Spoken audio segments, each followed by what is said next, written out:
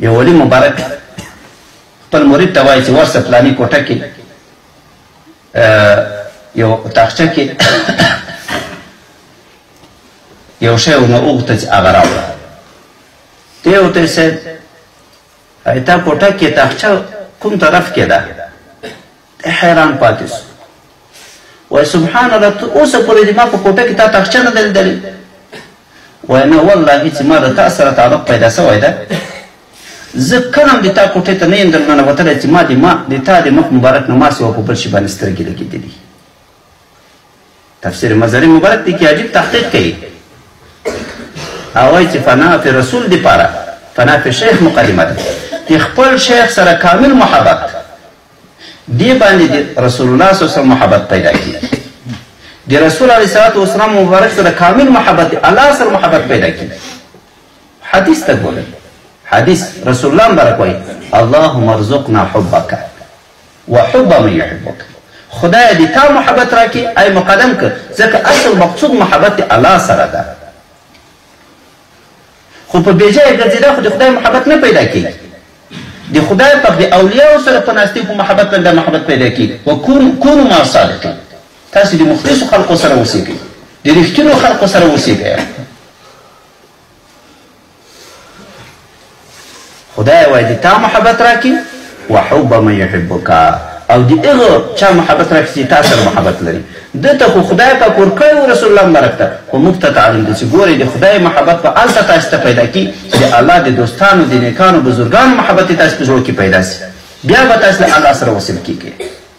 لکه صحابه کرام د رسول الله مبارک په واسطه باندې الله سره وصل ده. ده په مجلس کې باندې ناست و که انا علی رؤوسنا طیر، لکه د موږ په سرو باندې مرغان ناست.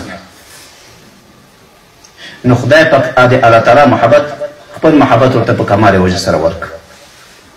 نو نبی اکرم صلی الله علیه وسلم ته چونکې کمال عرفان معرفت حاصل و چې مخکې وویل چې در این را جز مرد داعی نراخت، ما سوال مرد داعی نه بل څوک نه دي تللي. اصلي کمال ته چې رسېدلی ده رسول اکرم صلی الله علیه وسلم رسېدلی ده.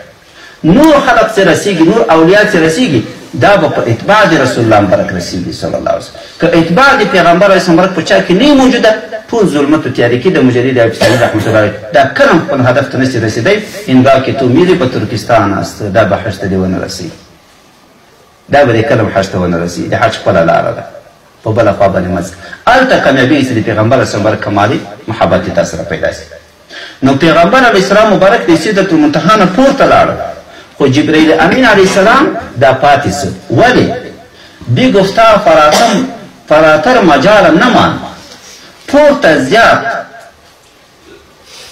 مجال نما طاقت ما نور نه پاتې. بماندم عاجز سم که نروی بالم نمان چې طاقت دی وزرو می نه ده پاتې. دې څه مطلب؟ دې څه مطلب؟ دې مطلب دا ده چې رسول اکرم صلی الله علیه وسلم دا برداشت د تجلیات ذاتیه و د خدای پاک کولی سي. ملائکه د خدای پاک د ذات تجلیات نسی برداشت کولی. ولې په دغه انسان کې الله تعالی یو عنصر خاوره ایښې ده. دغه خاوره ده چې د خدای پاک د ذاتي تجلیاتو برداشت دا کولی سي. تاسې وګورئ لمر څلورم اسمان مځکې ته راغی، هر اسمان د بلواله 500 کال لاره ده، د اسمانه تر اسمانه 500 کال لاره ده. څومره مسافه سوه؟ خو دا برداشت د دې خاورې وکړو. نور په دې خاوره کې مستقیما خپله دا کمال نه ده موجود مستقیما، ځکه د خدای پاک د صفاتو تجلی هم خاوره نسي برداشت کولی. لو انزلنا هذا القرآن على جبل لرأيته خاشعا متصدعا من خشیة الله. ولې دغه غر دا د خدای پاک د صفاتو تجلیاتو برداشت نسي کولی. دقیق متوجه سي؟ خو متوجه سي. ګورې دا د الله تعالی د معرفت څومره لوی شان ته او انسان ته څومره غټ قدر ورکړی ده. خو دا انسان د خپل معدن په خاورو لاندې ککړ پکړ پرېښی.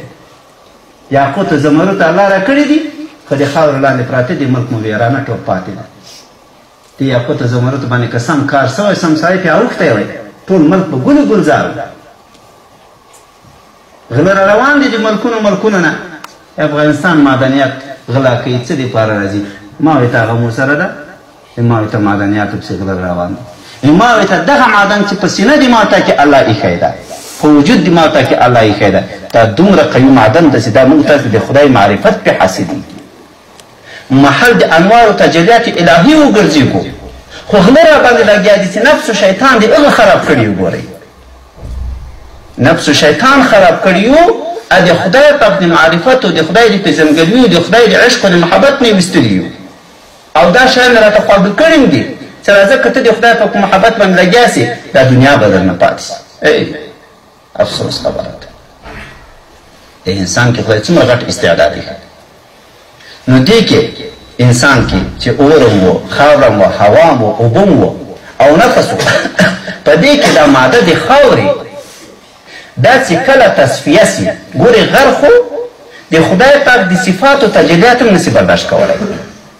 لو انزلنا هذا القرآن على جبل قرآن خو د الله یو صفت ته ګوري کلام الله ده د الله یو صفت ده دې برداشت ګوره نه لري لرأیته خاشعا متصدعا من خشیة ټوټه ټوټه به سوی د خدای پاک ته ویلوي خو دغه خاوره چې کله تعادل ته راسي تصفیه دې وسي صفایي دې وسي دې کې بیا دا ماده موجوده ده چې الله د ذات تجلیات دا خاوره برداشت کوي بیا نو ځکه ملایکه وکړي چې چونکې عنصر د خاورې نسته دې وجې نه ملائکه مبارکین د خدای پاک د ذات تجلیات بیا نسي برداشت کولی نو ځکه جبریل اسلام سدرة المنتهی کې پاتې سو رسول صلی الله علیه وسلم پورته راغلی چې الله تعالی د ذات تجلیات برداشت کولی سو